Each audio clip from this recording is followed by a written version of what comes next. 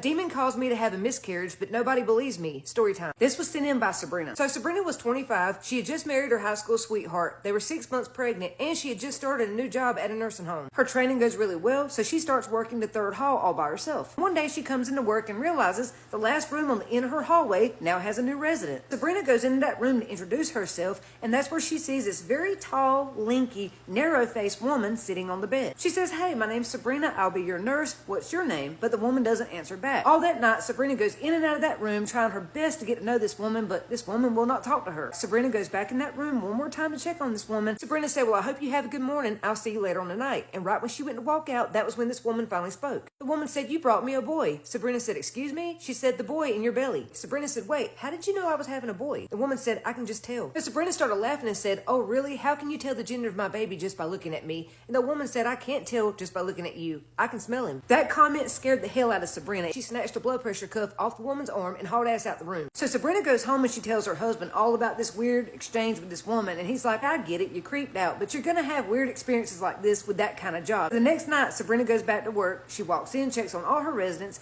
And when she gets to the end of the hallway, she sees that same old woman sitting on the bed staring at TV. And she says, "Do you need anything to eat or drink, or you need covers? Anything at all?" And the woman says, "Yeah, I could use some food." So Sabrina gets her chart out and she says, "We have hamburger steak, mashed potatoes, mac and cheese. What would you like?" The old woman said, "I told you, I want that baby. I'm going to eat your baby soul." Sabrina said, "Listen, I'm trying to be nice here. I don't want no problems between me and you, but you can't have my baby. This is my first child with the love of my life." The old woman didn't crack a smile. She looked at Sabrina and said, "Now, Sabrina, me and you both know this is not your first child." Sabrina said, "Excuse me?" The woman said, "You've had 3 miscarriages. This won't be your 4th. What do you think happened to those babies? Why do you keep losing babies? Do you think it's something you're doing? Maybe you're just not meant to be a mother, Sabrina." But now Sabrina's angry. She said, "Who told you that? Y'all have no right talking about my personal business." She clocks out, she gets on the elevator, and as she's coming down to the 2nd floor, the elevator starts to shake. Lights start to flicker, and this weird smell starts to permeate throughout the elevator. Of course, with her being pregnant, she can smell everything 10 times stronger, so she's like, "Oh my God, what is that?" Well, finally, the elevator goes back to normal, and it goes down to the bottom floor where the parking garage is. That's when she hears it. It sounded like something was growling underneath every car that she walked by, and it got louder and louder the closer she got to her car. So she gets to her house, and when she's unlocking the door, she hears that growling again, except this time, it's behind her. Sabrina turns around, and there that old woman stood across the road in the neighbor's front yard. Sabrina thought, "Oh my God, this bitch has followed me home. She's stalking me." So she runs in the house and calls the police. The police come out, her husband gets up, but they can't find anyone out there. And she tells her husband what this woman had said to her that night, and he said, "Oh, well, that's where all this is stemming from. Look, honey, I think you're stressed out. You're dealing with a lot. It's the first pregnancy that we had that's even got this far. That woman said something real freaky, and that's what's got you so upset. It's okay." Sabrina said she's going to take our baby. Her husband said, "Honey, you've got to learn how to let what people say roll off your back. The old woman's crazy. You got the police out here looking for a ghost? Come on, let's go to bed." So now Sabrina's like, "Well, maybe I am overreacting. Maybe I'm seeing shit because I'm pregnant. This woman's creeping me out. I just need to calm down. I'm going to go into work tomorrow, and I'm not going to let what that woman says affect me." Sabrina starts her shift. She walks down the hallway to that woman's room, walks in, checks her sheets, her vitals, gets her food, and before she starts to leave, the old woman says, "Did you have an interesting night last night? Did you get scared on the way home?" Sabrina said, "Look, let's just calm down. Let's talk this out. What is your issue with me?" And the old woman said, "I told you, I just want your baby. And I will get that baby one way or the other." Sabrina said, "You know what? I've had just about enough of your shit. You're not getting my damn baby. Now you calm your ass down, or I'll have the suits come in here and sedate your ass. Now get in that bed and go to sleep. I don't want to hear nothing else about my baby." So right then, Sabrina decides, when I come in tomorrow, I'm going to talk to my boss, and I'm either going to get her moved or I'm going to be moved to another floor because I can't deal with her anymore. But on 2 a.m., Sabrina's sitting at her desk like this, bored to death, and barely can keep her eyes open dozing off when she sees this black shadowy figure pass by the desk. Sabrina jolts awake like, what the hell was that? Somebody up? So she gets up and starts checking all the residents' rooms. Everybody's in their room, even the woman at the end of the hallway. Sabrina's like, "That's weird. Okay, I'm just seeing shit." So Sabrina's sitting at her desk doing her work when she feels this weird itchy feeling in her side. She keeps scratching it here and there like, damn, what is that? After about an hour of sitting at her desk, her stomach is now cramping, and she's actually in pain. She slides her chair back, and that's where she sees this old woman is crouched down, hiding underneath her desk, holding a stick pin, sticking it into her stomach. Sabrina pushed back from the desk so hard that she flipped backwards, and when she jumped up, the old woman was not there. So she took off running down to her room,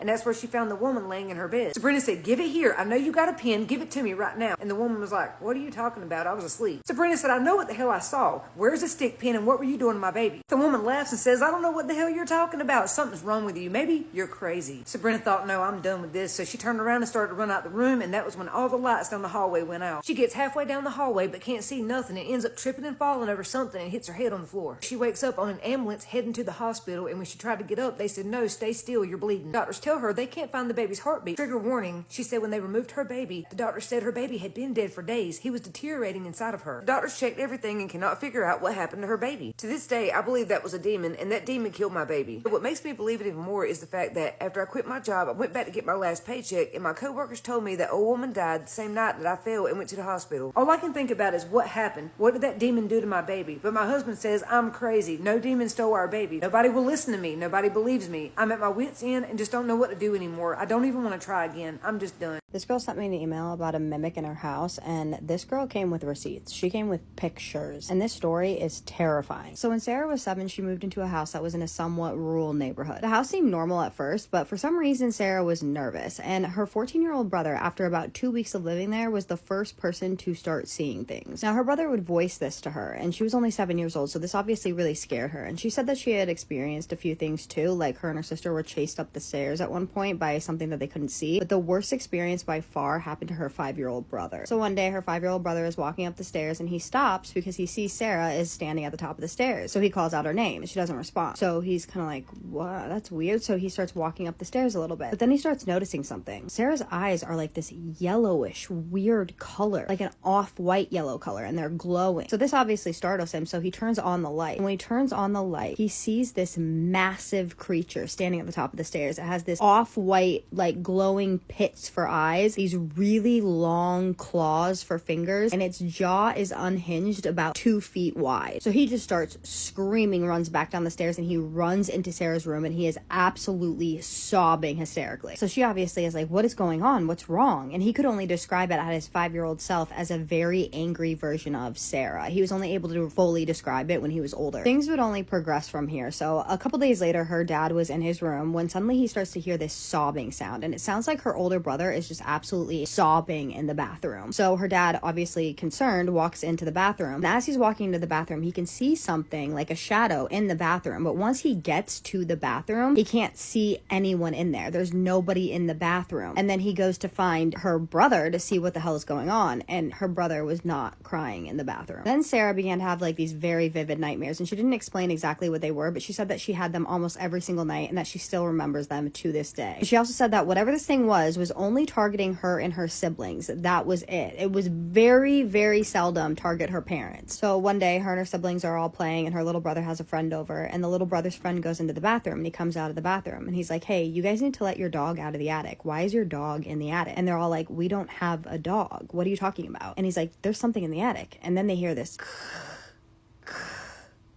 and it sounds like there's a dog in the attic scratching the floor, and then they hear this whimpering sound, and it sounds like a dog whimpering but off, like not quite right. So they all get really scared, and they go and tell their dad, listen, there's something in the attic. There's like an animal or something up in the attic. So the dad goes near the attic, and he hears the sounds too. So he climbs up the attic stairs, and as soon as he does, the sound just stops, and he looks in the attic, and there's nothing in the attic. Well, later on that night, her little brother stayed up later than everybody else did in the house, so he was kind of up alone, and he starts hearing that sound from the attic again. And this little kid is brave as because he starts to go up in the attic, and he goes up the stairs, he opens the attic door. So the way that he described it is he could not really describe it. And she said that she's actually seen this dog before, and it's a form that this thing would sometimes take to scare them, and that the only thing that she can say is that it had these massive eyes that were this color that she had never seen before, that none of them had ever seen before, and that these eyes were so big that she still sometimes, when she's alone, just pictures seeing those eyes. She said it looked completely inhuman. It almost didn't even look like a dog. It was just in like a shape of a dog, but then also kind of a human. So it's kind of like a humanoid. And then a couple nights later, she starts to have this nightmare, and it's this very specific nightmare that she would have over and over again. And she would find herself in this like old 1960s style like kitchen. She said that this kitchen had somewhat like flickering dim lights, and that there was always this 17-year-old looking girl standing in the kitchen that would like welcome her in. She said that she explained this girl as looking exactly exactly like a female version of her dad and her uncle when they were young. In one of these dreams, the girl comes up to her and tells her, very soon you are going to be able to sleep peacefully, I promise you. And a couple nights later, she had a dream where this girl chased off everything that had been scaring her and all of her nightmares, and she just stopped having the nightmares after that. So fast forward to 2017, they got ferrets. One's name was Marble, the other one's name was Blizzard, and then in 2018 they got another one named Sugar Cube. And she was so afraid of whatever this thing was hurting them, but it never hurt them ever. It would only do that to her, unfortunately. Now, unfortunately, Blizzard passed in 2023, and that's when she had another dream, and she saw this girl again, and the girl told her, you know, as she was holding Blizzard, don't worry, I will take care of him until you come and join us. Now, she said that although the nightmares stopped, the behavior from this mimic didn't stop. In fact, she would be at home alone sometimes, and she would hear this mimic screaming and crying, pretending to be her mother in danger. She said that it would pretend to be her ferrets and scratch at her door. It would literally pretend to be everybody that she knew. And in 2025, she finally managed to catch it on camera for the first time. And these are the pictures. Take a good look. This one right here, it's kind of hard to tell. You can see like the eyes on top, and then you can see the doorknob like right in the middle of it. It looks like a very skinny, tall figure. You can see it more in this picture right here. I can't see anything in this picture, so you guys are gonna have to tell me if you see anything, but these are the pictures. This one is creeping me out. She said that this is the form that it takes most often, is like this tall black figure with these yellow glowing eyes. And she said that usually this thing would only bother her inside, but that recently it did start to bother her outside. And this is where it gets really interesting, because this is where she doesn't really understand if this thing is bad or if it's good, because she doesn't know if it's asking her for help or not. And I'm gonna tell you why. She said that recently she was outside and that her backyard is at like a forest area, and that it began calling her in a voice that she did not recognize. And it was telling her to come into the forest, and it was telling her that it needed help. She said that she ignored this the first time that it happened because there was no way in hell that she was going to go into the forest after hearing this thing and after all that she had experienced. But later on that night, she's in bed and she's trying to sleep when she hears this bang, bang, bang on her freaking window, on her bedroom window. So she's trying to ignore it because she knows what it is. And then she hears this scratching noise on her window. And it's literally doing this every single night. It is banging and scratching on her window and telling her to come out to the woods in the middle of the night. So after about 2 weeks of this happening, she finally gives in and she actually goes outside, not at night. She does it during the day, and it leads her to this clearing in the middle of the forest. And in this clearing is like this playset thing. And she also said that there was this shed, like this little shed. She said that this shed reeked, literally smelled like,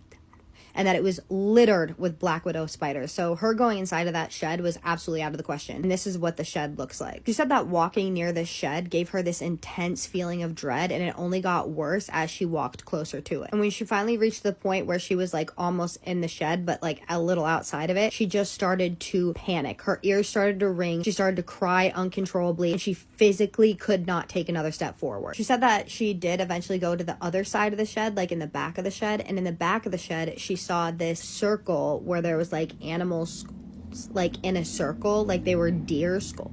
And as soon as she saw this, she got the hell out of there because she doesn't really understand the correlation between why this mimic led her to the shed and why there is like that activity behind the shed. She also said that her dad had confirmed to her by showing her a picture that the woman that she was seeing in her dreams, or that girl that she was seeing in her dreams, was in fact her father's triplet sister who had passed like years before. And I actually told a story about how that happened in another video. I'll tag that video if I can find it. I have to be able to find it to tag it. But this is what she left us with. It still bothers me, but I'm starting to wonder, why did it show me the shed, and why did it want me to see it so badly? Is it really evil, or does it need my help? So what do you guys think? I'm so sorry I don't have time to do the shout outs or anything, any commentary or anything, but I want to know what you guys think. Do you think this is bad, or do you think this is good? I gotta say, I don't think it's good because of the fact that it was scaring the crap out of them. Maybe it's two different things. Maybe she's mistaking it for two different things. Maybe there's two entities. I have no idea. But obviously one of them is not good. That's just my personal opinion. But drop your thoughts, opinions, suggestions in the comments. But as always, please be respectful. I love you guys so much. Keep sending me your scary stories, and have a spooky night. Spooky kisses, haunted hugs. One of my favorite stories that I've heard recently is the story of the witch's tree. Now, I heard this story on a ghost walk in Louisville, but it's one of the coolest things that I've heard to date. Now, of course, because this is a ghost story, we have our typical historical sorted figure in the form of a DuPont. Yes, the same DuPonts from Delaware. They were very prevalent in Louisville, and this one also involved a maypole during a Mayfair celebration. Either way, there were some witches in this area of Louisville who had a very sacred tree, but when you have more money than sense, you decide that you can do whatever you want and there is no consequences. However, you cannot do that when you are messing with things beyond your control.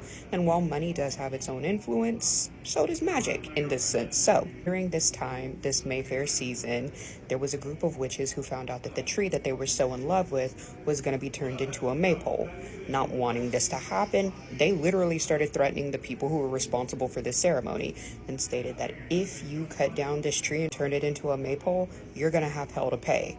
Now, the people that were warned about this, basically a DuPont and all his other rich, pompous friends, were like, fuck you guys, we're gonna do it anyways. And so they cut down the tree, turned it into a maypole, and had the time of their lives. Now the witches who warned them about doing this straight up told them there are consequences if you go ahead and cut this tree down. Of course they didn't listen, but the witches had warned them that if they cut the tree down, 11 months later, there were going to be some problems. Now, 11 months came and went from the day of the party and nothing happened. And the people of that area were like, well, nothing happened. So they continued to enjoy life as they did, except the witches were on a different timeline. So 11 months from their timeline, some shit started to happen. The people of Louisville experienced some random ass, freak ass weather incidents, and a lot of people lost their lives. The witches would eventually go back and replant the tree, and if you saw it today, you would know it is super weird looking. Anyways, if you've heard this story before, drop it in the comments. Let me know if you want a more detailed story. I will tag, if I can find her, the woman who told me the story in Louisville on my ghost tour. I think it's way cooler when she tells it, but I really thought it was interesting. Of course, it was right up my alley, so drop your thoughts in the comments. Let me know if you've heard of it before, and I will see you guys in my next video. Hello and welcome back to a series of spooky stories, The Haunted Tea Spill. This series is brought to you by all things spooky and ungodly amounts of paranormal activity. Featuring my cute nurse sweatshirt, they do have other occupations, not just nurse, so if you want to look into it, the link is down here. Now onto the story. When I was 14, I moved into a new house in the middle of nowhere called Gray, Texas. Very small area, and the only thing around it was a gas station about 15 miles away. Now I loved living out there, I just didn't love living in that house. And how we came to live in it was the previous owners filed bankruptcy and gave it to their neighbors, our friends, for dimes, basically. Why can't I ever get that lucky? Now, I've always believed in the paranormal since I was a small child due to certain events in my life and seeing things that weren't always there. I put that in air quotes because just because we think that it's not there doesn't mean that it's not. It's not always hallucinations. You know what I mean? But nothing quite like this. I was really excited to be moving into this house because I was the oldest of 4 and would finally be getting my very own room. Sadly, that's where the trouble starts. We were over at the house one day painting the rooms and getting ready to move in, and my windows looked directly into the backyard where there was an old, falling apart, big red barn. It gave me the creeps, but I tried to ignore it. A giant red barn right out your window is going to be incredibly hard to ignore. I tried to ignore the way that made me feel that was until someone said that the window on the top right-hand corner that we assumed had paint on it kind of looked like a girl standing in the window. Safe to say that I immediately threw a blanket over the window so I could no longer see it. Out of sight, out of mind. That was only the beginning. Now again, let me restate this. I have always seen things that haven't been there. Mostly just out of the corner of my eyes, and I never said anything because I didn't want to be deemed insane. We're all mad here. We move in and get all the way settled. The way that I have my room set up is my bed faces my dresser where my TV sits, so that all I had to do was sit up in bed to see my TV. This didn't last very long. I kept seeing something in the reflection of the TV running in front of my bed at night. Now, could this be my imagination? Sure, but then my closet door was slightly opened the next morning when it had been completely closed. So I moved my bed the next morning just to be safe. I think it would be safer to just move out completely. There were countless mornings that I woke up to this closet door open when I kept it closed because that's where I kept all my band posters and I don't like all the eyes on me. I hate to break it to you, but it sounds like there are other eyes that are on you. But the activity wasn't just in my room. My sister shared a room and their stuff would be moved around or drawers left open in their desk. My brother, mind you, was 5 at the time, said that one night he was pulled from bed. Sorry? I had a cousin stay over and never come back because she heard someone growl at her to get out. So it was safe to say that something was definitely going on. Oh, that's an understatement. But I think the final straw for me was one night I turned my music on to go to sleep like I always do. I went to sleep, then 3 separate times where the moment Calling All the Monsters by China Anne McClain, yes, I know, great song choice, came on, and I would wake up and hear growling under my bed.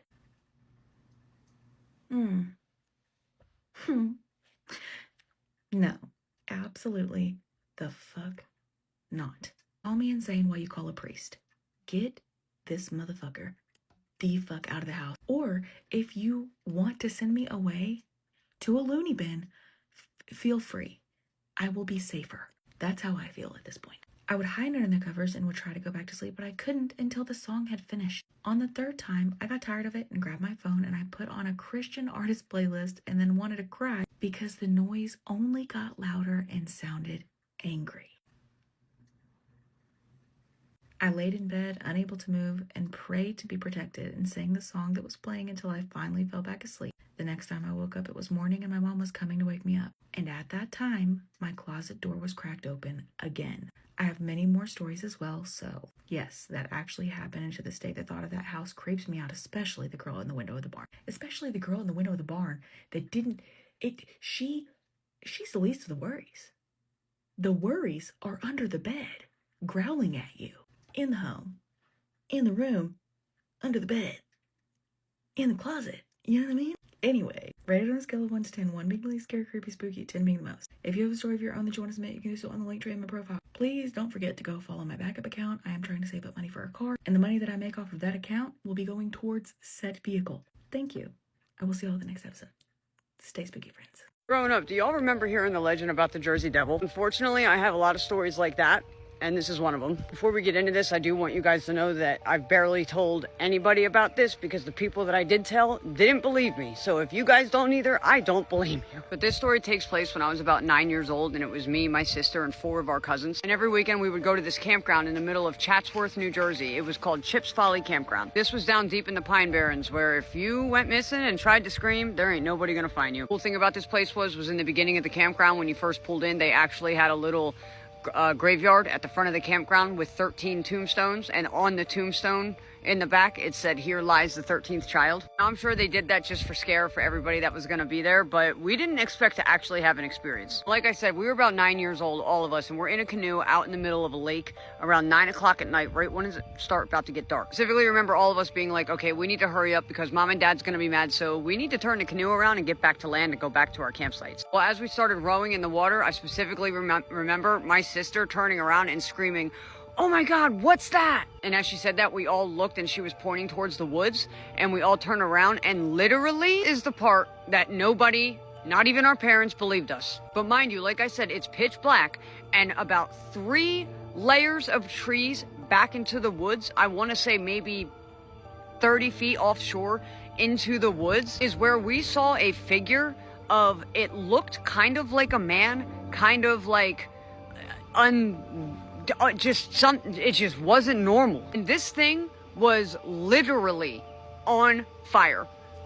I know.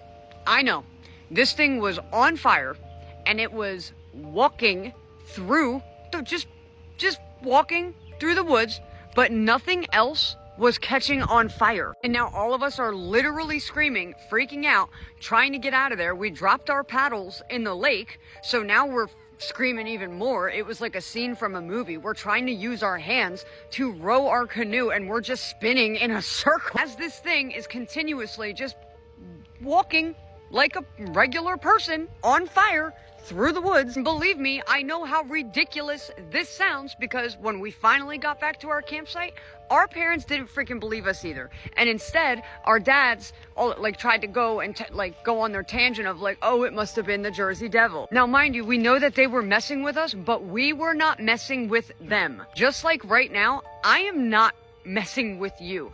I barely told anybody about that story because I know how ridiculous it sounds.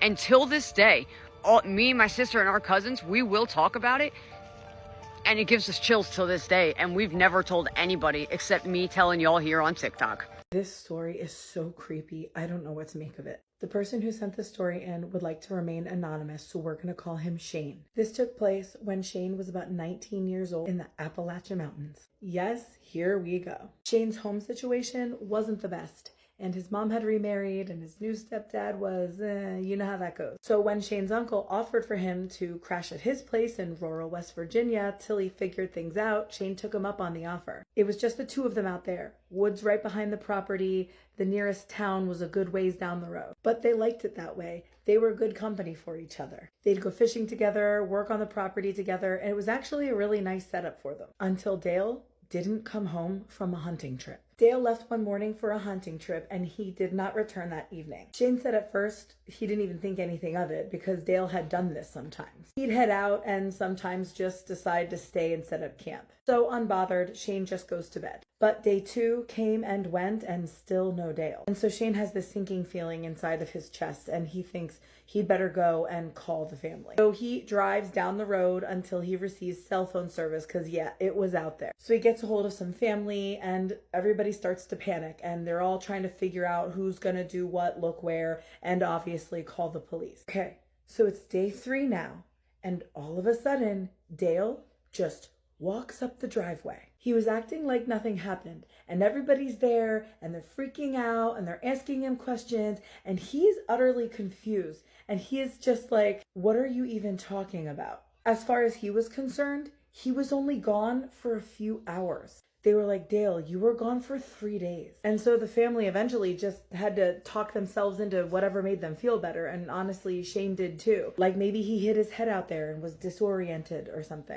Until he noticed something. Dale's boots and clothing were completely clean, like spotless.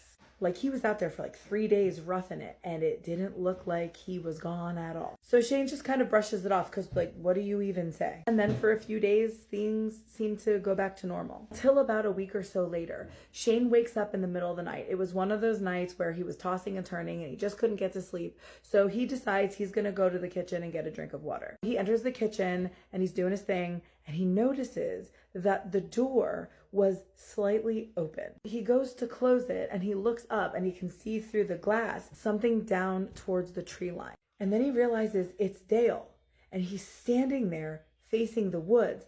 And at first, Shane was thinking he's just going to go back to bed, but then he realizes Dale's arms and hands moving. He was moving them as though he were in a heated conversation, making his points and gesturing and pointing, like he was having a full-on animated conversation with somebody or something. So Shane is standing there and he is watching this go on for what seems like forever. It had to be at least 10 minutes. A while trying to make out what it was that he was talking to, but he could see nothing. So eventually Dale turns around and he starts making his way back in the house, and Shane kind of quick heads to bed. He doesn't want him to know he saw him. So Shane started to pay attention after that. And there were nights when he was up late talking to friends online, and he would notice that around 2 a.m, his uncle would leave the house and go and stand down at the tree line and talk to something. And then one night, Shane comes home really late. He had been out with some friends,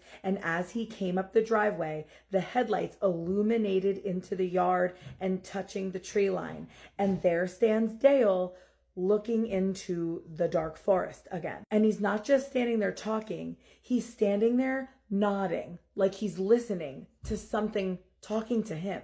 And Shane's just sitting there for the longest time, looking, and like there is nothing there. Like there is nothing visible that Dale could possibly be talking to. So after a while, he just drives up, parks, and goes in the house. Okay, so fast forward to the next morning, and Shane comes down, and he's tired of pretending he's not seeing what he's absolutely seeing. So talking over coffee, he brings it up, but he's trying to keep it casual. Okay, so he goes, "Hey, I saw you outside again last night. What's up with that?" And Dale's just looking down into his coffee, and he never looks up. And he just says, "Couldn't sleep, had to get some air." But Shane pushes a little more, and he's like, "No, I've seen you go out there a few times, and it looks like you're talking to someone." And then guys, Dale slowly looks up from his coffee, and he has this blank expression on his face, one that Shane says he's never seen before. Oh my God, I have chills. And then he goes, I don't know what you think you're seeing, Shane, but there's nothing out there. And then he got up and he left the room. No, thank you. Shane said that that moment scared him more than anything he saw out the window because that was so unlike Dale. Dale was a super nice, really easygoing guy. And the guy who just walked out the kitchen wasn't Dale. After that, Shane says that the whole dynamic of the house shifted.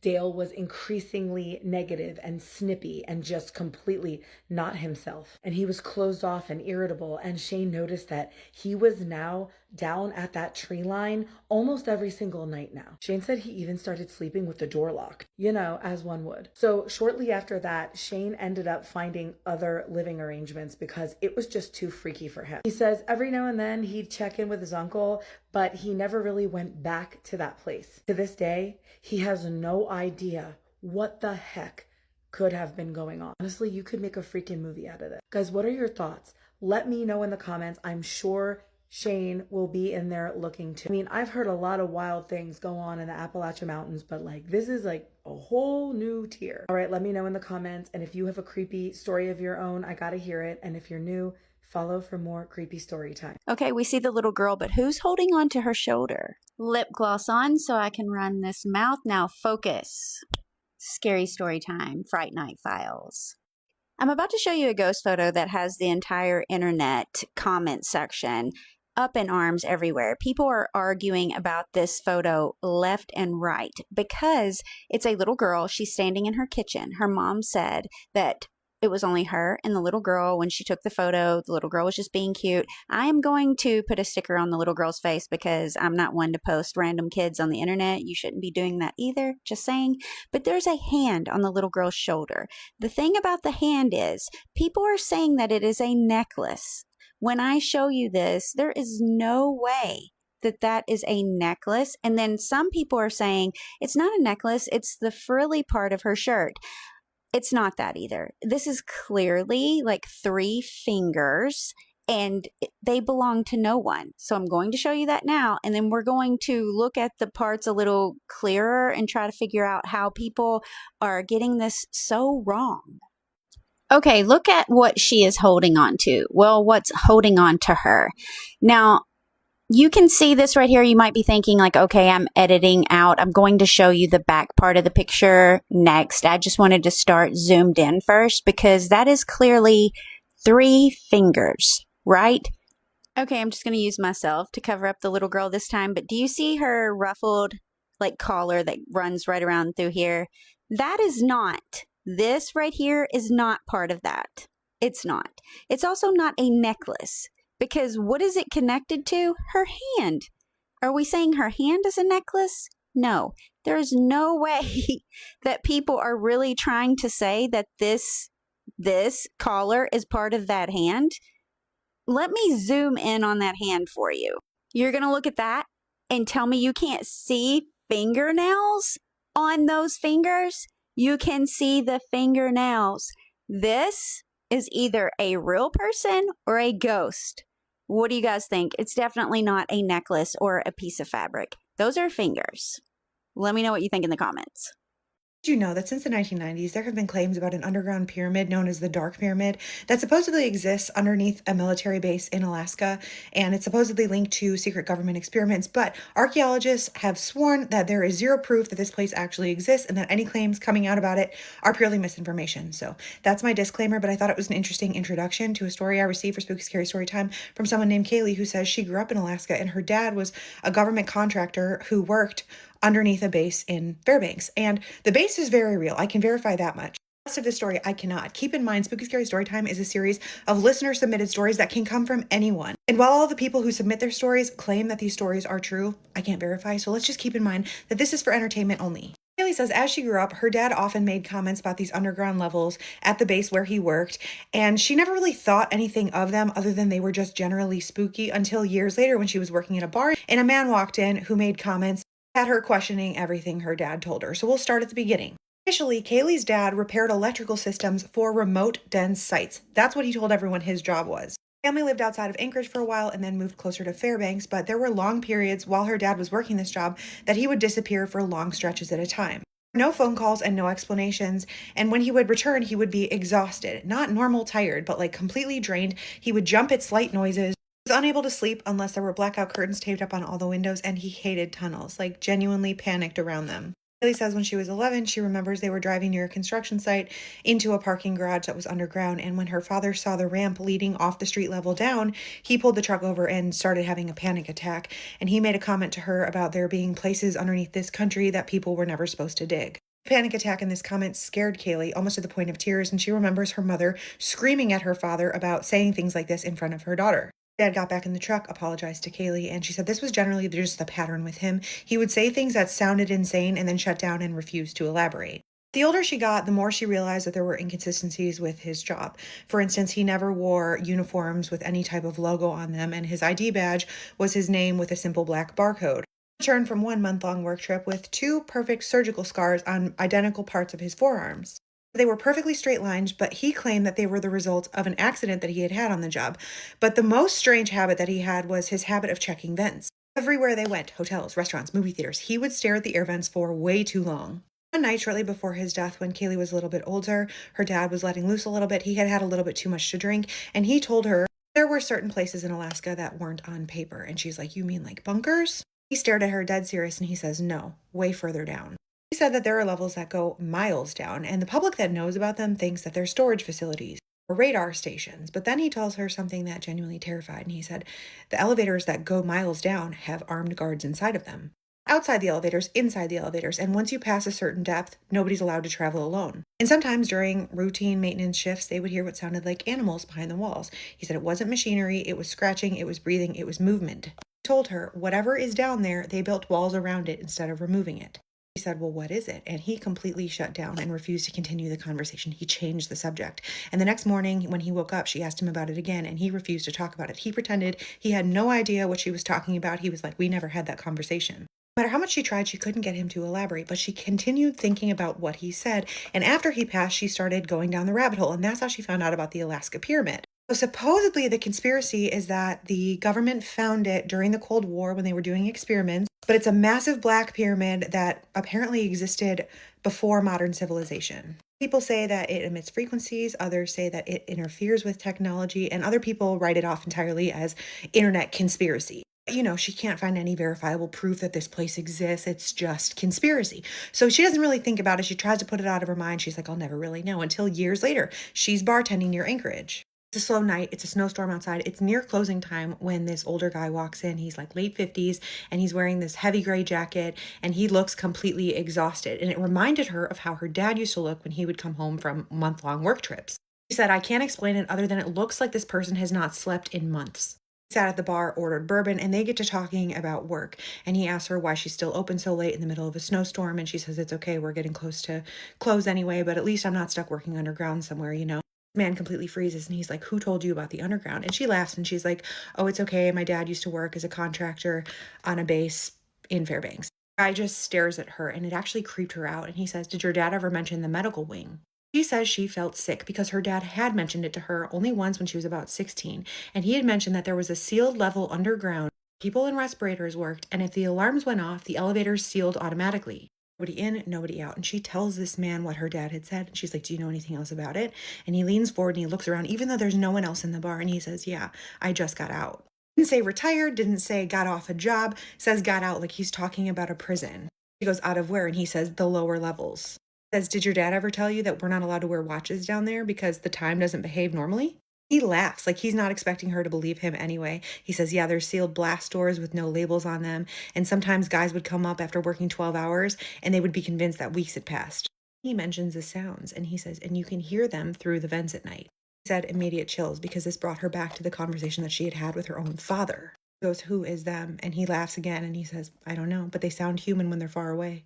But she almost dropped the glass that she was holding, and at this point she just wanted this man to leave. She was genuinely creeped out, and she didn't want him to tell her anymore. But eventually he did pay. He got up after his one drink, and he was about to head out, and he turns around and he said, did your dad ever mention the armed guards in the elevators? She says, yeah, he did. And he goes, did he ever tell you why?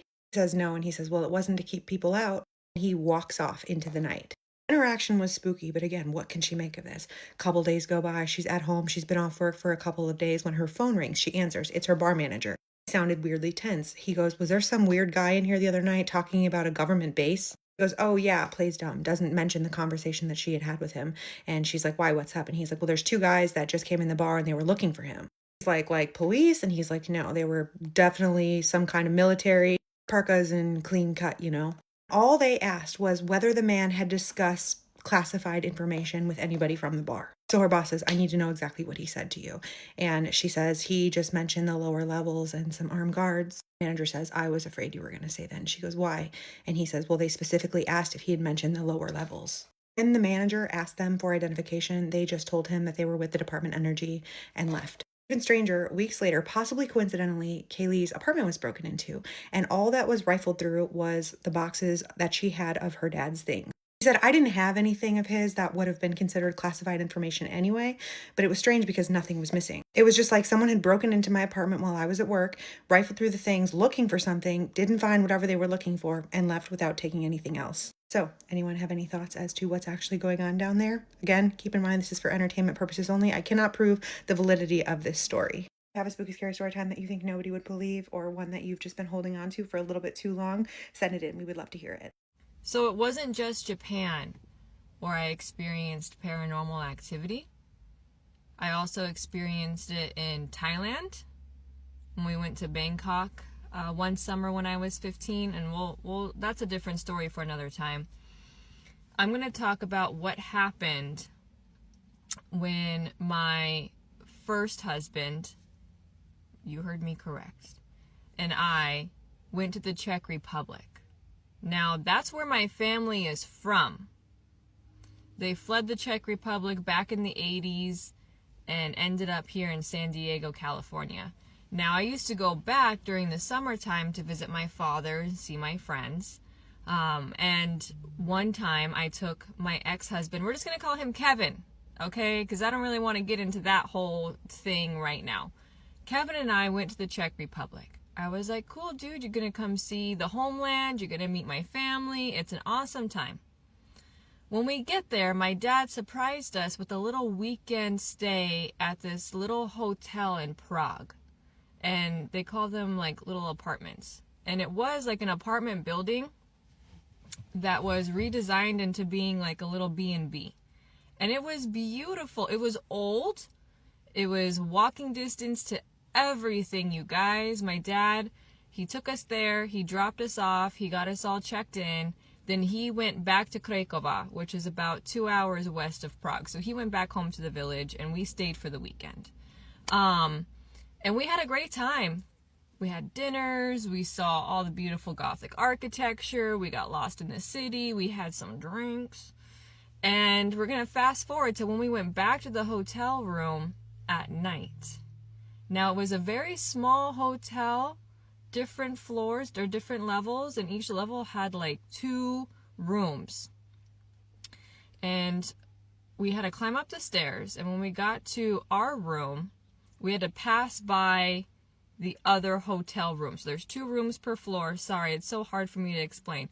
2 rooms per floor, and we had to walk by one room to get to our room. And we had been drinking. We had been partying, and when we walk by this room, I stop, and I go, did you hear that? And Kevin was like, no, and I was like, something, and I walk back to the door, and I hear like a man who sounds like he's in agony. It was weird. I've never heard that before in my life, but it sounded like he was in agony, and I was like, Kevin, come here. We're being nosy. And we put our ear up to the door. And there's nothing. There's silence. And we look at each other, and when we look at each other, there was a bang on the door. And we jumped back, and we're like, that's not our business. Let's get the fuck out of here. So we go to our hotel room. We close the door, we lock it. We get ready for bed that night. Now, Kevin passes out pretty immediately, but I have a hard time sleeping in a new bed in a place I've never been to. It's difficult for me. So I'm tossing and turning, and all throughout the night, I can hear like a bang on the wall. It's like bang, bang, bang. And it sounds like it's coming from that hotel room, that other room next to us. And I was like, that's weird. Like, what's that guy got going on in there, you know? And after some time, I managed to fall asleep. Now, what woke me up was that the covers of our bed were completely off of us, off the bed, 3 feet away from us. And I woke up cold. And I'm looking around. I'm like, where's my blanket? Kevin's passed out. He's not helpful at all tonight. He's sleeping. I look around, and I notice them on the floor. So I get up. I get out of bed. I get the covers.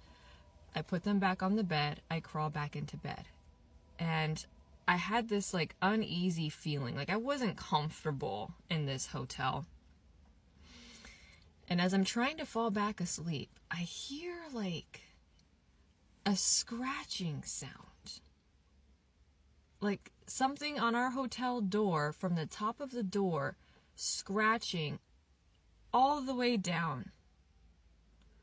And I was like, it gave me like the heebie-jeebies, you know? And I'm like, Kevin. And he's knocked out. He's like, I'm on my own. And I decide, okay, you know what? I'm gonna go to sleep. Whatever's happening out there is not my business. This guy who's staying in that hotel room, maybe he's been partying a little too hard. Maybe he's mentally unstable. I don't know. This is a nice establishment. Like, I don't understand what's happening. So I go to sleep, and I tell myself in the morning, I'm going to talk to the lady that runs and owns the place and ask, like, if that guy's okay. You know what I mean? Like, a little wellness check on him. Next morning rolls around, and we go downstairs to have, like, their little continental breakfast. And as we're getting our breads, our meats, and our cheeses, our little coffee, and our little juices, I notice we're the only ones having breakfast. And I go up to the lady and I'm like, hey, I was like, so last night I heard some weird sounds coming from that hotel room that's right next to us. I heard some banging, I heard some moaning, I heard some scratching. Like, it sounds like there was somebody in the hallway all night. And she looks at me and she gives me this strange look. And I was like, what, is he okay? Like, have you checked on him? How long is he staying here? And she looks at me. She looks at me and she tells me that, sorry, I hate this so much. We're the only guests in the hotel. Because we were there during the off season, not a very touristy time to be there. And that's kind of my style of traveling. I don't like to go during summertime when it's busy and there's people everywhere. She told me we were the only people booked into the hotel for that night. And I said, no ma'am, that's impossible. I heard sounds coming from the room. I heard sounds scratching the door of our room. There's someone else. And she says, no, the hotel is vacant. Except for you two. And I laughed. I was like, no, it's not. I was like, why are you messing with me? I mean, it was morning time. I was like, no, it's not. I was like, you're joking. And she was like, no, you're the only, this is her third time telling me, you're the only people in this hotel.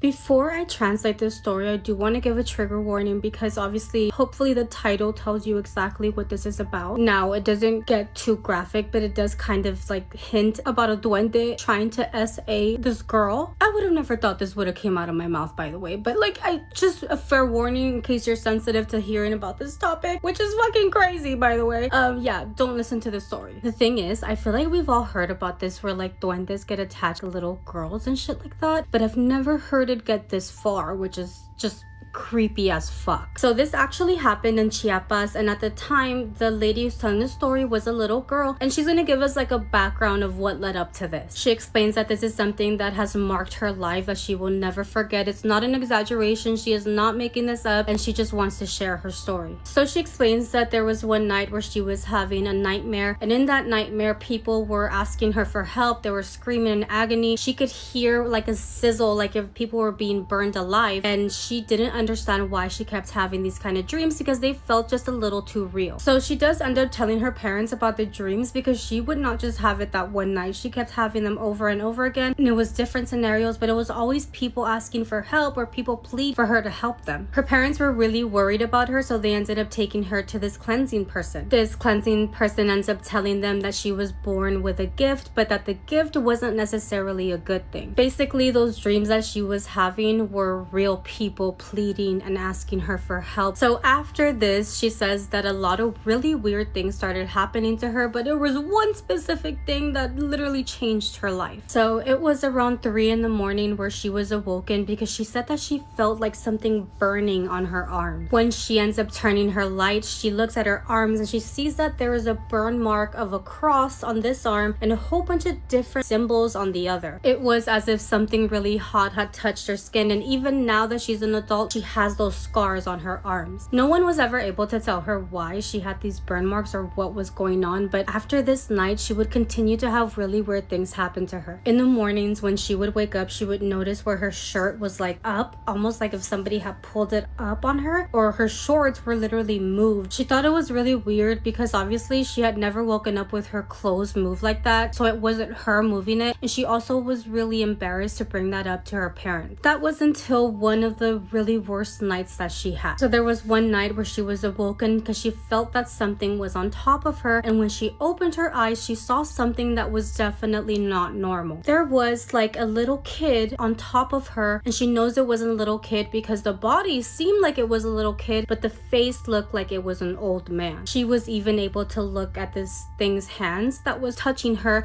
and she said that the hands were like all deformed. When she realized what was happening, what this thing was doing on top of her, she said that she screamed so loud and shoved this thing off of her. She jumps off of her bed and she is about to run straight into her parents' room, but she looks back because she doesn't want this thing to follow her. But when she looks back, she sees that this thing goes underneath her bed. I literally have goosebumps, like what the fuck. When she makes it into her parents' bedroom, she is crying, she is screaming, and she tells her dad that there's a little kid underneath her bed. The dad goes to her bedroom, she goes with them, and the mom comes, turns the lights on, and there's nothing in the bedroom, but that's when the mom notices that she literally has like bruising all around her chest. The dad even picked up that bed and moved it, and there was nobody underneath the bed. Her room was literally empty, and they didn't find anything except for when the dad physically moved like the bed frame from where the bed was. That is where they saw something really weird. They found a hair, like her own hair, because she had braids, and she said that it was almost like if somebody had cut that braid and tied it up with a string, and I guess it was left underneath her bed. She said that she was standing there with her parents and they all just got very quiet, realizing that this thing had cut her hair and had the intention of taking the hair with it. They do end up telling their friends, the people who were helping the daughter out, and they told them that more than likely it was a duende. The people told her parents that duendes, they've almost like fallen in love with little girls and that they don't leave them alone, and that there's been times where other little kids had also had their hair cut. That apparently the duendes like to take the hair just to like have something from the person that they like, or that they could also do things with that hair. What things? Like what the fuck? Obviously after that night, she was never able to sleep peacefully for a very long time. And even though now she is obviously an adult and she's trying to live a normal life, she will never forget what happened to her, what she saw, what she lived. She explains how there's definitely things that are not part of this world, and when they touch you, it's like you're not the same person ever again. The story gives me the creeps, like no, like what the fuck? That sounds so creepy. But what do you guys think? I have a story for you guys today. I will be laying down as I'm telling the story because I'm kind of comfortable and comfy and warm, and I don't want to move. Always, I'll be changing people's names for privacy reasons. Let's get into it. So she picked up a couple hours overnight at the hospital because she preferred the silence of the night than being bombarded with people running back and forth. And she did have a little bit of social anxiety, so this was kind of perfect for her. Didn't know was that she was soon going to make a friend, and this friend was going to cause a lot of trouble. That the only thing she didn't like about her job was cleaning the behavior unit. Now, the reason she didn't like cleaning the behavior unit is because she was always assigned to be on that floor at 3 o'clock in the morning. And she says there's something about that unit that once 3 o'clock in the morning hits, it's like there's an energy shift, as if you're in a parallel universe and the walls are staring at you, even though you know the walls can't, if that makes any sense. Is that one night a girl was admitted into the behavioral unit at her job, and that is when things got weird. She said that she overheard the nurses discussing the fact that they did not want to go one by one and check on her vitals, and they did not want to go alone to give her medications. They kept saying there was something about this girl that felt like as if she was a tiger ready to rip their heads off. That she's not a medical professional, but she knew there was something seriously wrong with this child. Now, Erin says that every time she walked past a door, she would hear a low growl, as if it was a tiger in the room, as if there was an animal in the room. It was just a little girl. It came to a point that she even refused to look in that direction. She just kept looking straight because she can feel the piercing eyes of this child staring at her as she walks by. When the curiosity hit Erin and she walked over to the nurse's station, she said, "What is going on with that girl in that room?" And that's when the nurse looked at the other nurse and said, "Well, the child in room 6 you're talking about?" And she's like, "Yeah, the child in room 6. She's like, "Oh, okay. So I really can't tell you this, but we think she's possessed, but the psychiatrist says it's just split personality disorder that the child has." And stares back at the nurse and states, "A split personality disorder? Oh, okay. I mean, I'm assuming it's treatable, right?" And the nurse looks at the other nurse and says, "Yeah, it's treatable. It's just the growling is what's not making sense. And the fact that she just stares at you without blinking is what really concerns us at night. It's like she gets activated at 3 o'clock in the morning." It's back like, "Well, this unit does feel weird at 3 o'clock in the morning already. It's like there's a shift in the atmosphere that I can't explain. It's like the hairs on my skin just prickle up." And they're like, "No, you need to go into that room at 3 o'clock in the morning and see what we mean." It's like someone taped her eyes open, and here is her smile. It's like it's wider than it's supposed to be. And we try not to stare at her as we're giving her the medication. And we give her medication through the IV because trying to get her to swallow anything, it's impossible. So that's what we do. And we don't go in there by ourselves. We go with each other. 2 or more, the better. The other nurse chimed in and said, "Whatever you do, don't go into that room by yourself. You always go with someone else. It doesn't matter what that little girl says." Just nodded and walked away and went about her business, finished up cleaning the unit and went home. And for some odd reason, Erin started having dreams about the unit and about the room. But since she's never had a good look at the child, she kept dreaming about being in the doorway and hearing someone call her in, but her never truly going into the room. So the next day when she went to work, she noticed that the nurses that were on duty the night before weren't there. It was 2 different nurses this time. And she said hi to everybody like she usually does. It's 3 o'clock in the morning. She let them know that she was going to be cleaning certain rooms and to let her know if they need anything. And she went about her business. Passing the room, she can hear the little girl say, "Hey, hey, hey." Erin turns around and peeks into the room, and it's completely dark. So she says, "Yes." And she said, "Erin, come here." And that's when she's like, "Wait, how does this little girl know my name?" And she said, "Come on, Erin, come inside. I know your name. The nurses told me your name because I asked them for your name a couple of days ago." She says that she wished she would have never done it, but she went into that room, and she has regretted it ever since. Want to get creeped out? When Drew was about 17 years old, her and her friend used to hang out at the mall all the time. There was one specific day that really stood out to her, though, even years later. It was closer to the evening, and the mall lights were about half off, which they had never seen before. The mall was still open, though, but at least a third of the shops were closed and empty. They couldn't determine why this was happening. There was no holiday or known reason for it, but they were considering possible explanations. Maybe there had been a power outage, or maybe there was electrical maintenance going on. That being said, the atmosphere felt eerie. The lighting was dim, the sun was setting, and the mall, which was usually bright and busy, felt darker and quieter. I like it. The most striking part of the experience, though, wasn't that. It was the behavior of the people in the mall. Oh, okay. There were definitely fewer people than usual, but almost everyone they encountered watched them. Oh.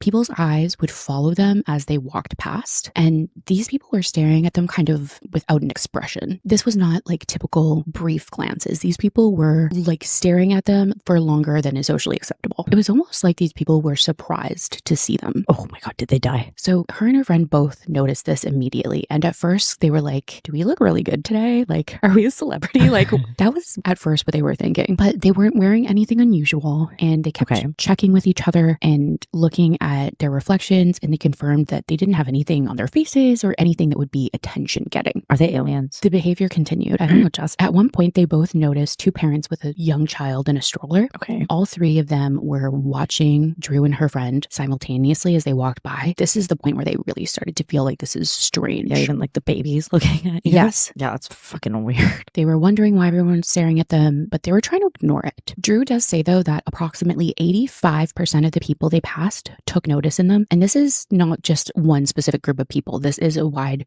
range of demographics. Yes, like elderly people, children, other teenagers, shop clerks, customers, people sitting at tables in the food court. So they started to think that maybe because there was fewer shoppers, that maybe that's why people were paying more attention. But they started to observe the people that were watching them to see if they were watching other people. Right. And they weren't. Like, they were the only ones being stared at that way. That's so weird. That makes me feel so uncomfortable. Drew specifically remembers people that were eating pretzels on a bench, and they literally stopped eating when they saw Drew and her friend to watch them. Drew and her friend keep walking, look back over their shoulders to see if the pretzel people are still watching them, and they are indeed still staring at them. What the fuck? Jesus. The stares didn't feel hostile, but they didn't feel friendly either. Yeah, like doesn't sound very welcoming. They felt super uncomfy. It felt as though they didn't belong there and that everyone else there knew that. I think they're aliens. They're not. Oh yeah, because they started glitching the Matrix. So they would normally spend hours or even an entire day at the mall, but this was so freaky to them that they wound up leaving within 45 minutes. They actually called Drew's dad to pick them up, and Drew's dad was like shocked by this because they had just been there for such a short period of time. Oh, right.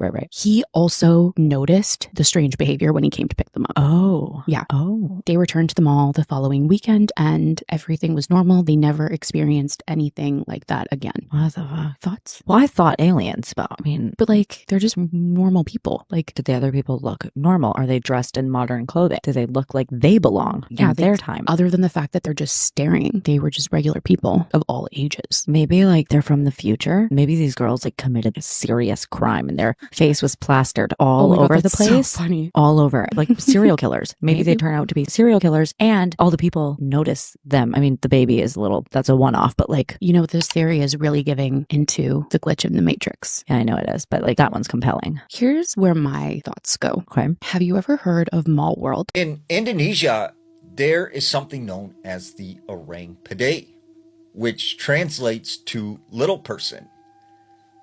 And it's believed to be this small supernatural creature that terrifies the island of Sumatra. Now, there was this botanist who traveled to the larger island of Sumatra on a quest to find this specific plant. Now, they found themselves in this small little village in the jungle. And one night when they were asleep in their hut, they awoke to the screaming sound. And as they run out of their hut, they go outside, they noticed that there was this woman who was hysterical and she was crying, and the villagers were surrounding her.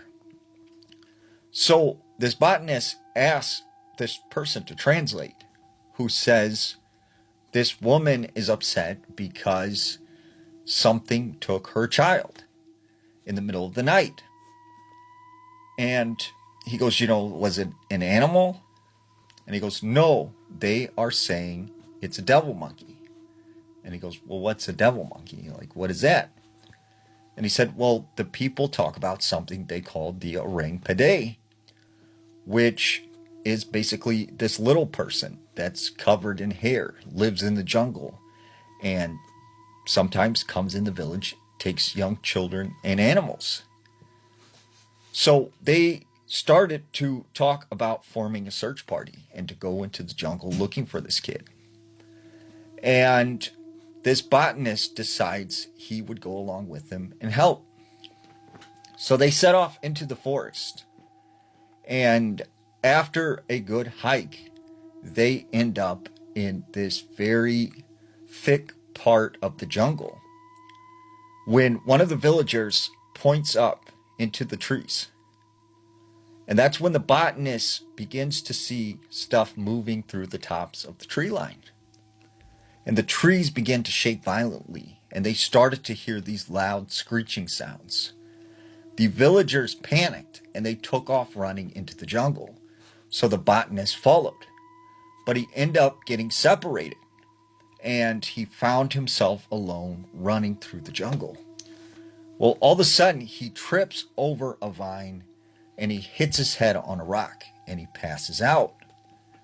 And after a few minutes, he starts to come to. And as he looks around, he sees these 3-foot-tall, hairy-looking human-like creatures surrounding him. They grab him by his legs, and they start dragging him through the jungle. He passes out again.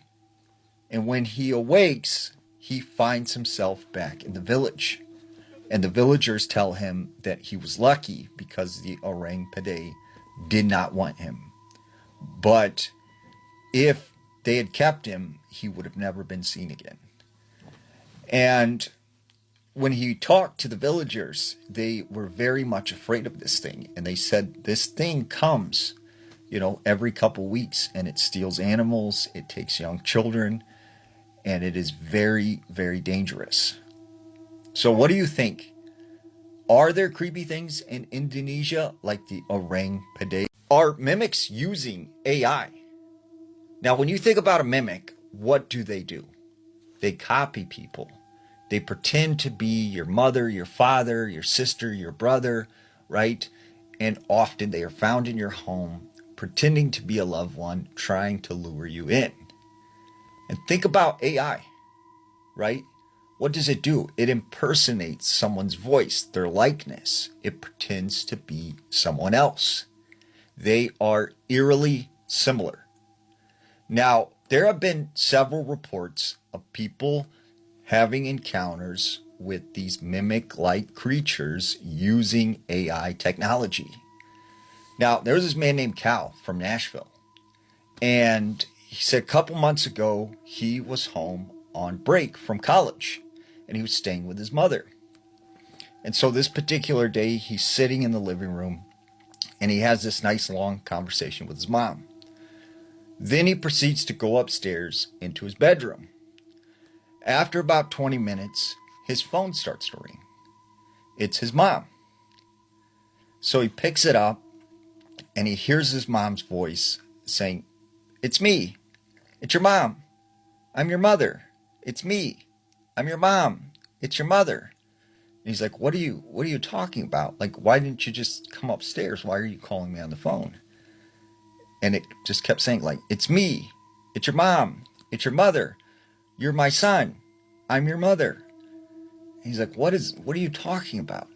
So then he walks downstairs into the living room, and there's his mom sitting on the couch, but she doesn't have her phone. So he's like, "Mom, like, what's going on?" And she's like, "What do you mean?" And he goes, "You're on the phone right now." And she goes, "No, I'm not. I'm sitting here on the couch. My phone's over there on the table." And he sees her phone. So he's like, "Who is this? Like, who is this?" And it's like, "It's me. It's your mom. I'm your mother." He's like, "No, you're not my mom. My mom is in front of me. Like, this is someone messing with me." And it just kept saying, "It's me. It's your mom." So he hangs up. But what was weird is that the phone call came from his mom. And when he goes and he looks at her phone, he doesn't see like a call log. And that just kind of creeped him out because he's like, how in the world could someone prank me using my mom's phone? So a couple months goes by and he kind of forgets about this. And one day he gets a text from his mom, and like he starts talking to her. And then later in the night, all of a sudden he gets like a pinpoint on like a GPS on Google Maps. And his mom said, started to sound like very much like Chat GPT. And he said she would like respond almost like he was talking to a computer. And he goes, why did you send me this location? And she says, my car is broke down. Like, come and get me. So he's like worried about his mother. And he's like, oh, she's broke down. I better go help her. So he gets in his car and he starts driving out to this location where he discovers it's like way outside of town in the middle of the woods, which he thinks is weird. Like, what is my mother doing out here? Just then, he decides to call his mom's phone. And when he does, his mom answers. And he's like, hey, Mom, like, what are you doing out in the woods? And she's like, what are you talking about? I'm at home. He's like, no, you've just been texting me. You told me to go out in the woods and pick you up because your car broke down. And she's like, no, I am at my house. He drives to his mother's house. And sure enough, she is there. And still to this day, he doesn't know who that was texting and calling from his mom's phone. So what do you think? Are mimics now using AI technology? There's a particular set of rules that you must remember if you are to camp alone. Now, the first rule of camping alone is never set up your tent at night, because this is when you are the most vulnerable. And you cannot keep focus on what's behind you, what's around you, because you're focused on putting up the tent. The second rule is always have a fire going. No matter what time of day it is, always keep that fire going and keep it nice and bright and tall. The third rule that you must remember if you're camping alone is when you go in your tent at night, make sure it is completely sealed up. No holes, make sure everything is zipped and closed, because it's believed that stuff can even come in through the tiniest of cracks.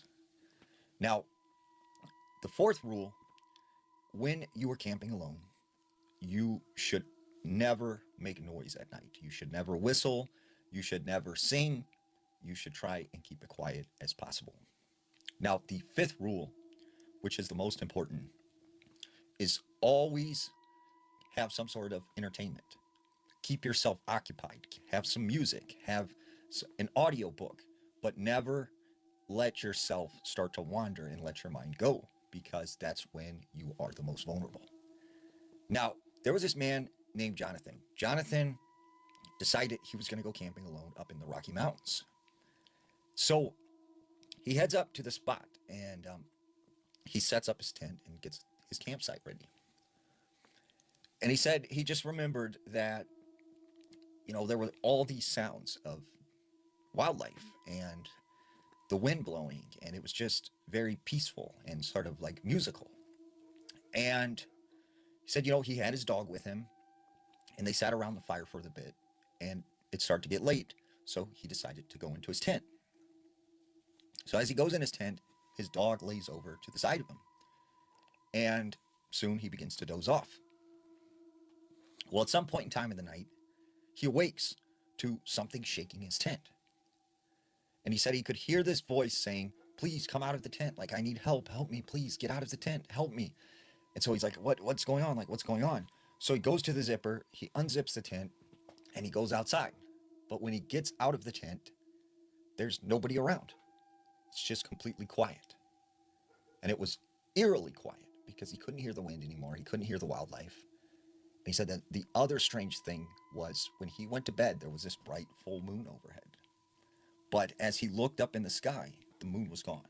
There wasn't any clouds. It was a completely clear night. But the moon somehow had disappeared. So this kind of freaked him out a little bit. He goes back inside his tent and he zips up the zipper. Well, he lays down, and he said, his dog would come to the side of him or would lay by his feet, and that always made him feel a little better. So he said, he started to kind of doze off again. He said that's when he kept feeling like the dog, like rubbing his leg. And he's like, what are you doing, boy? Like, I'm trying to sleep. And he said that's when he looks down at his feet and there's nothing there. And when he looks over, his dog is right over here towards his head. So he is like, what's going on? Like, was there an animal or something? He unzips the tent, he goes outside, said, there was nothing out there. As he got ready to go back in his tent, he said he started to see these shadows. He said he could see figures that looked like they were tall, skinny, kind of lanky. They almost looked like they were crawling around amongst the trees. They were all around him. So he hurried up, got back inside his tent, and he zips it up. And he just said, he's just sitting there with his dog. And the whole time he thought it was strange because the dog didn't alert to any of this. It didn't bark. It was just quiet. It was just laying there. And he said that's when all of a sudden he felt this tent start to move. Something grabbed the tent and was dragging him. And he was so afraid that he passes out. And when he awakes, he said the tent was completely still, felt like everything was normal again. He said he thought it must have been a dream until he unzips the tent and he realizes he is a good distance away from his campsite. So he grabs his dog and they run out of there back to his vehicle and they left that night. And they left the tent and everything behind. So it's important to remember when you camp alone, always know the rules. Growing up, my American Girl doll used to move, but I can't prove it. I know how this sounds, so I haven't told anybody the full story about it, but I just want to know if this is something that happened to other people or if others have experienced something similar. My American Girl doll had short brown curls and grayish eyes. I got her when I was around 10 years old, and for the first couple of weeks, nothing weird happened, and then I started to notice little small things. Like I'd sit her up on my bookshelf, and I would sit her down and her legs would be straight forward, and then a couple hours later I'd go back in and one leg would be bent, or her head was tilted to the side, so nothing crazy obvious, but just enough where I was noticing it. I figured maybe I was just forgetting how I left her, so then I started to place her very specifically. So before bed, I would make her arms flat, her chin would be facing forward, the eyes, I'd make sure they were facing towards the door, and sometimes I'd wake up in the middle of the night and she would look the same, but other times, not quite. Like one morning I remember I woke up and her arm looked like it was leaning on the bookshelf, and I know I didn't leave her like that. I even took a picture of her one night before I went to bed, and in the morning I woke up and in real life her head was tilted down slightly, but in the picture she was looking straight ahead. I think that was the first time that I started to feel genuinely uneasy about it, and I went and I showed my mom the picture and she just said, you probably bumped the shelf or something knocked her, and that kind of made sense. So I said, okay, yeah, sure, we'll go with it. And then I remember I put her into my closet, not because I thought she was haunted, I didn't like looking at her as much as I used to. So typically I just leave my closet door cracked. I don't know, it was a habit, I guess. And there's one night where I woke up randomly, nothing set me off, I just woke up and I glanced over at my closet and I noticed that it was open a little wider than I know I cracked it. Anything could have done this. Air, a window, whatever, sure. But anyways, I got up and I closed the door fully. And then the next morning when I looked over, it was cracked again. Again, no evidence that it was the doll. That sounds so ridiculous. But I stopped keeping her in my closet after that, and I actually put her in a storage bin underneath my bed. For a while, nothing happened, until I started to notice that sometimes there was like a little bit of a noise, and it was something I would only notice if I was already awake, just in bed. And it would sound like something shifting against the plastic underneath my bed. I never checked because I didn't want to. I didn't want my theories to be right. Eventually, we moved houses. A bunch of old stuff got donated, including the doll. I didn't think anything of it until a few years later. I was looking through my phone pictures, and I came across the same picture that I took that one night when I wanted to test if she moved when I went to bed. And I noticed something that I didn't notice before. So I noticed, yes, she was looking straight ahead, but I looked a little closer as I zoomed in, and I noticed that her eyes weren't looking straight ahead. They were looking towards the left, And on that left side was my bedroom door, where I would always sleep facing the bedroom door. And it wasn't like a lighting issue or a shadow or anything like that. It looked like she was looking to the left, focusing on something or someone by my bedroom door. I still don't want to believe that she was haunted, but I don't have any other explanation. I always sleep with the bedroom door closed at night. I don't know what it is, I don't know why, but I always feel more comfortable when the door is closed at night. Now, going back to ancient times, they believed doors not only protected them from humans entering their home, but something negative or evil from coming in. Now, maybe there's something to this. There was a case out in Connecticut. There was this older woman named Ashley. Ashley moves in with a roommate, and it was a small little apartment. She had lived there for about 6 weeks, and she said she was the kind of person that always slept with the door closed at night. But this particular apartment, her bedroom would get really, really warm, and the only way to cool it down was to leave the bedroom door open. So she started sleeping with the doorway open. She said one night she was in bed, and out of the corner of her eye, as she turned in her bed, she looked over at the doorway and she seen someone walk past. And she kind of rubbed her eyes, and once again, she's seen someone walk past the other way. So the next day, she's talking to her roommate and said, were you walking around last night? I kept seeing you walk by the doorway. And he goes, no, I was asleep in bed the whole night. I didn't get up or anything. So next couple of weeks, this keeps happening. She keeps seeing someone walk by her doorway at night. And then one night it happens, and her roommate is not there. And she actually calls up her roommate. He comes home. He searches the apartment. They don't find anything. So she said then about a couple weeks after that, once again, she was asleep in her bedroom. And she said she woke up and she just felt very, very cold that night. And when she looked over at her door, which was wide open, she said she noticed the doorway was partially closed. It had moved, which was odd because she knew she left the door all the way swung open. And she said that's when she started to hear this scratching sound. And then the sound of footsteps. Boom, boom, boom, walking down the hallway. She said it got right to her doorway, and she started to hear kind of this weird moaning, groaning, kind of raspy sound. And she said she called out to her roommate, hey, is that you? What are you doing? She didn't hear a response. So she gets up, she goes over to the doorway, and she looks out. There's no one there. And this happens 2 or 3 more times where she hears these footsteps and she can hear this moaning and groaning sound. So finally she said, this must just all be in my head. I'm freaking myself out. I'm going to go back to sleep. So she lays down and she falls asleep. But about an hour later, she wakes up, and when she turns over in the bed and she looks at the doorway, she said there was a woman in this big, tall, brimmed black hat. She didn't have a face, and she was wearing some sort of weird black cloth around her. And she said she tried to scream, but she couldn't move, and it felt like something was holding her down. And whatever it was, she could not move at all. She said that's when all of a sudden the hallway light turned on, and her roommate come down the hallway to use the bathroom. And whatever this was, it was gone. She could move again. She ran out of the bedroom, runs to her roommate, tells him what happened. And the roommate just kind of gives her this strange look. And he says, about 2 years ago, I had the same exact experience. But it's weird. When I started having this thing, I started seeing the same thing as you. I would close my door at night, and it stopped happening. And so she said that for the period of time that she lived at this apartment, she would sleep with the door closed.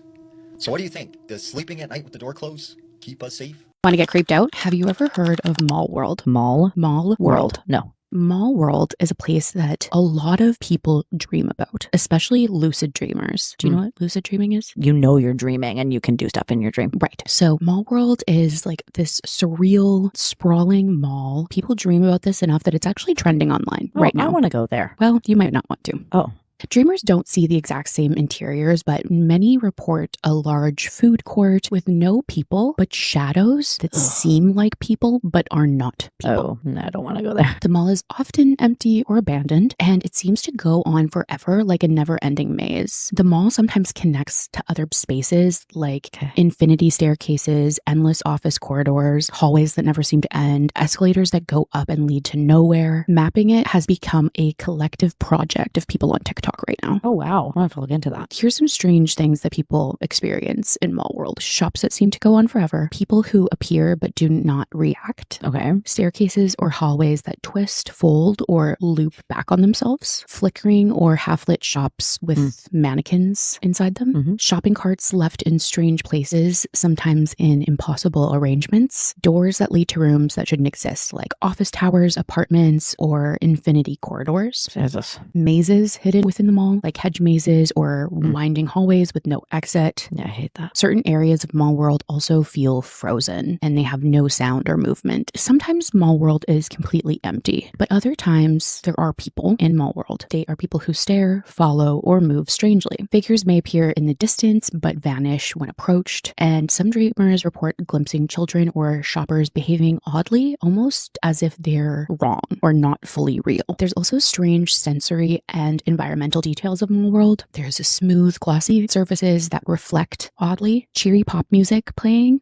smells like food, perfume, or cleaning products that feel amplified and off. Items like signs, poles, or benches left standing with no purpose, like in a random spot that it just wouldn't go. When people describe the atmosphere or how they feel about mall world, they report an underlying sense of unease as if they're not supposed to be there. The mall feels alive in subtle ways, like it's watching or reacting to the dreamer. Creepy. So I'm like, did Drew and her friend accidentally go to mall world while they were awake? So my thought is that, like you said, that a lot of people report being there and they're alone and they see shadows. Maybe the shadows are of other people who are currently in mall world in their dreams and they just can't see each other. And these girls end up there and they can see everyone who's in mall world and they're like staring because they're the like, shadows. Because they're the shadows. And they're like the people that are currently dreaming and seeing other people that shouldn't be there. That is a sick theory. That's where my brain went. You blew my mind just there. Really? Yeah. Sometimes it seems like lucid dreamers almost get themselves into like dangerous situations. Yeah. It was going around on TikTok for a while where they were like, if you are ever in a dream and you know you're dreaming,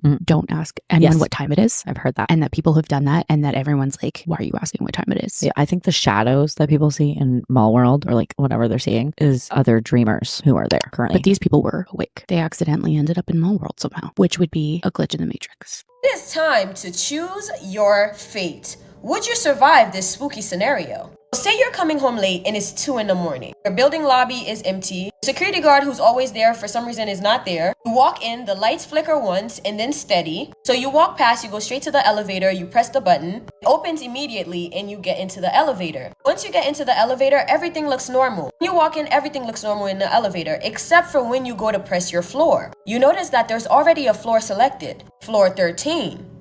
You live on floor 6. You don't know nobody that lives up there on that floor. As you're pressing floor 6, the elevator doors close. The elevator starts moving. You're pressing floor 6 to go to your floor. For some reason, it's not being selected in the elevator. The elevator is moving. Suddenly, you hear it. A soft voice behind you. Not from the speaker, not from outside. No, right behind your ear. The voice says you weren't supposed to get in. You spin around, there's no one there. But in the mirror of the elevator, it shows someone standing behind you. Elevator skips floor 2, floor 3, it's going straight to 13. Now you're getting freaked out. The voice comes again, but this time just a little bit closer. You reach my floor, you stay. At this point, you're panicking. So now it is time to choose your fate. You're going with choice 1, where you hit the emergency button stop. Now, here's the thing, you may get stuck in between floors with whatever's in the elevator, or do you choose option 2?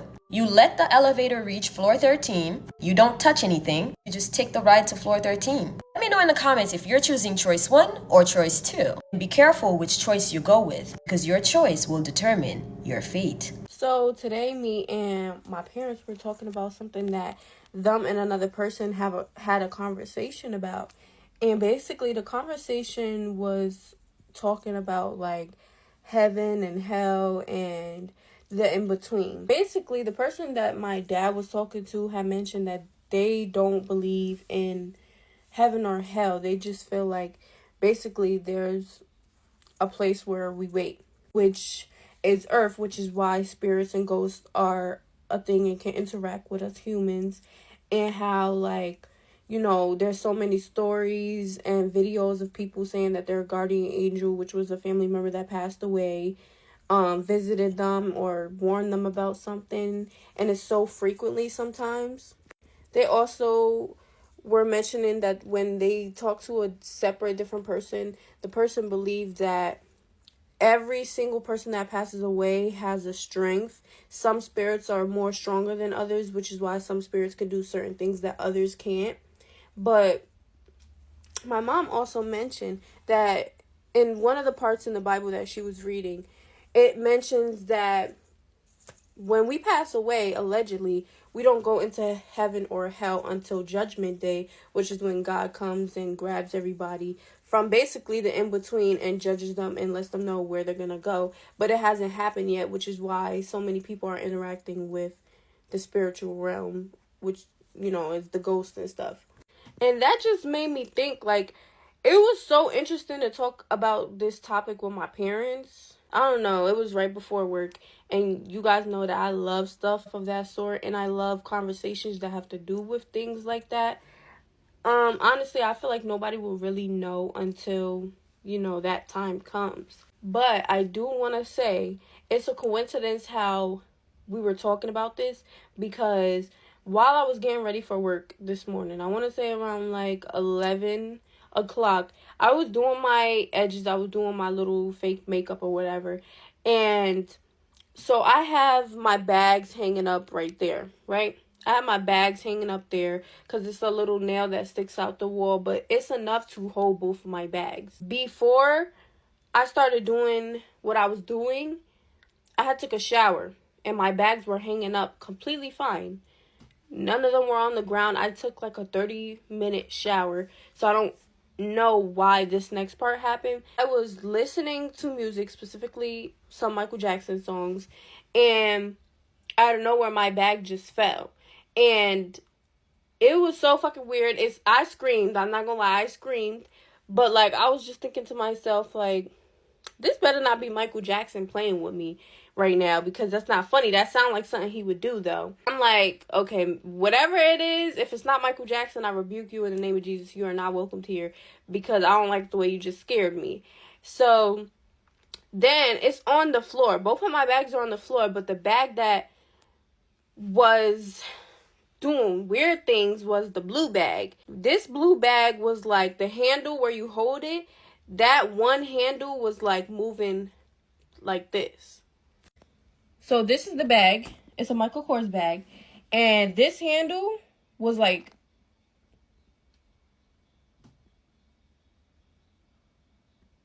it was moving so slow and for so long. Like, I was staring at the bag for like, I want to say like a full 60 seconds. And so I grabbed the bag and, you know, I said my little 1-2s, like, I don't like the way you scared me. Like, that's not funny. But like, I'm laughing while I'm saying it, and I put it on my bed. It's just weird that that encounter happened. And then when I got in the car on my way to work, we were talking about this subject. Might have known the story of real-life boogeyman. Get ready with me while I tell you guys this ghost story. This story was sent into my email, and if you have any ghost stories, paranormal encounters, or scary stories that you want to share, you can send them to the email in my bio. It was always in that hallway. And one day, it finally peeked back. I was 15 at the time when we moved into our newly remodeled home. It had sat untouched for years on a large piece of land surrounded by trees. The house seemed settled and comfortable, and maybe the remodel angered something that had maybe been on that land since before the original house even had. From the day that we moved in, I could feel it. I didn't know what exactly, but I definitely noted it. It started with my name being called.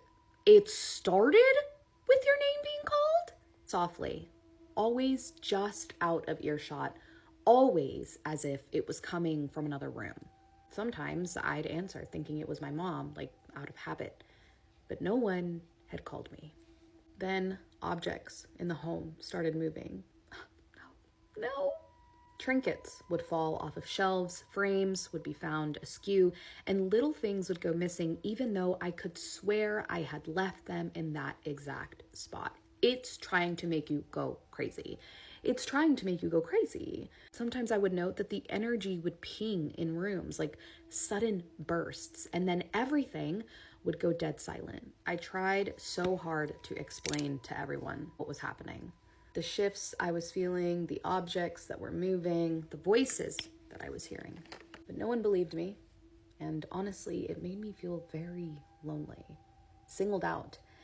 And thinking back, I feel like that's maybe what it wanted. Because fear seems to feel heavier when people tell you that it's not real. The first time I saw it with my own eyes, I will never forget it. My bedroom door faced a hallway, and for days leading up to this, I swear my peripheral vision was going through some sort of spasm because I would constantly keep catching shadows pass by my doorway. Quick movement, like someone walking past at an impossible speed, but I assumed that it was my brother, my mom, at least that's what I told myself. But one day it was just all too much. I was completely over it. It was happening over and over and over again. And it was getting to the point where I just couldn't take it anymore. So I decided to get up and investigate. Don't do that. I tiptoed to the door and looked around the doorway into the hallway. And there, moving down the hallway, was a black figure. A shadow in the shape of a person walking. Completely silent, and I froze. I remember my brain trying so hard to make sense of what I was looking at, and the usual explanations popped up. Someone in dark clothes, bad lighting, someone's shadow, but deep down, I knew, because shadows don't walk like that. Something in me changed that day, because now I knew that I wasn't imagining it. Something actually was in that house. Years passed, and there was still activity. I was still hearing things, still feeling like something in that home was watching me. And when I was around 19 years old, it showed itself to me again. Only this time, it was closer. The same routine from the few years prior. My door was cracked, and I could see movement from my peripheral vision. But this time, it was like something was peeking in, not just passing by. So when I turned, there it was. Oh, a dark figure peeking from around my doorframe, watching me. A head, a shoulder, a presence, clear as day. Oh, hell no. The thing is, okay, now you see it. It's at the door. Where do you go? Where do you go? Because I'm not running towards it. I'm not running towards it to try and get out of that room. So what do you do? As soon as I was able to make out the distinctions, it pulled back and vanished. I never stopped experiencing things in that house, and I've never been able to forget that day because there's something almost childlike about peeking around a corner because it's curious and it's playful, but on something inhuman, it feels predatory. And I often think about how many times it stood there peeking when I didn't turn around, how many times it passed my door, and I never noticed. Not only Latinos are being initiated into voodoo, white people. I know this sounds crazy, but hear me out. He actually got a point, and he's absolutely 100%. But before I keep going, let's do something really quick. I don't talk about race, especially in my channel. We are only one race, and that's the human race, okay? So when it comes to anything that's related to culture, it's just about the culture. It's not about race. I don't care. I don't do that. Okay, when it comes to division, this is something I don't get into. But let me tell y'all, he's saying that like voodoo didn't stay in one place, and he said that white people actually practice voodoo, which is something that like I've actually seen myself. Remember the story that I told you guys about my Caucasian neighbor? Yes, that story. If you missed it, it's okay, because I'm gonna like literally very quickly, just go through it. Okay, so this Caucasian neighbor, I lived with him for at least a good probably 6 or 7 years before I got married, actually. And my wife actually moved into that same neighborhood where my house and that's his house, right across the street. And then down in the front is the main street, but we're in a dead end. And then at the end is a lake. And I had my own dock at that lake, and then he had his own on the left side. So like every time I go to the lake to fish or to get on a boat or the canoe or something, he's always there. He's actually retired. He's a retired surgeon, very successful, very wealthy actually. But then there was one thing that stood out, like in between me and him. He went to Haiti for 10 years, where he actually studied the entire culture of Haiti, studied voodoo. I'm talking about everything about voodoo. This guy he knows it all. And, but there was one thing about him that like, I was very, very, very afraid of his energy. When it comes to voodoo, this guy does not stop. Talking about he would brag and brag for an entire day. Every time he sees me, he got to brag about, what he's done and how like he has like other friends in the Boston area, and that's all they do. They practice voodoo. They're all white, by the way. And he speaks Creole like fluently. So when me and him are having conversation, it's strictly in Creole. And he wasn't lying at all. Everything that he said that he was doing, he was actually doing it. When he said that he unalived people, by doing voodoo, he's done it. When he says that like on Thursdays and Fridays, people come to his house and then they do like rituals and stuff. He's done it. I've seen it. Seen Van, come to his house, parked in the front, and then this innocent looking girl every single Thursday, every single Friday, walked in with some other white person. They go into their house and then they do whatever they do in there. He's done it.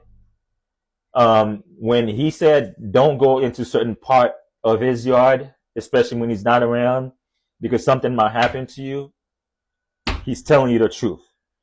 Because I believe it was like right before, maybe like a month before I left the neighborhood, I pretty much ran out of there because of him. Because like the energy there was just completely off and scary. At night, I would see things literally standing in front of his yard, and then he's not even home. His lights would just turn on automatically at nights, if you just even like look at the house. It's not like those lights where you just like what do you call it? The motion lights? No, I'm talking about regular lights start flicking around his house while he's not even home. And again, there was this grave behind his house that like I've never noticed until I actually decided, had to have a conversation with my wife that this place is just not for us. And then lucky for us, it was COVID time. Our landlord needed the place, and then something happened, and we ended up moving to a different area. And then since then, it's kind of like this heavy weight was lifted over our shoulder. And I knew it was because like we were living next to this neighbor right there. And I'm telling y'all, from that little, interaction, that little, encounter with this neighbor, that I've realized that literally voodoo actually didn't stay in one place. It actually traveled. And white people, okay, and again, this is not a race thing, went to many places that they knew voodoo was actually practiced, studied it, took the culture, like they always do in the past, and then took it with them. I'm telling y'all, here in the United States,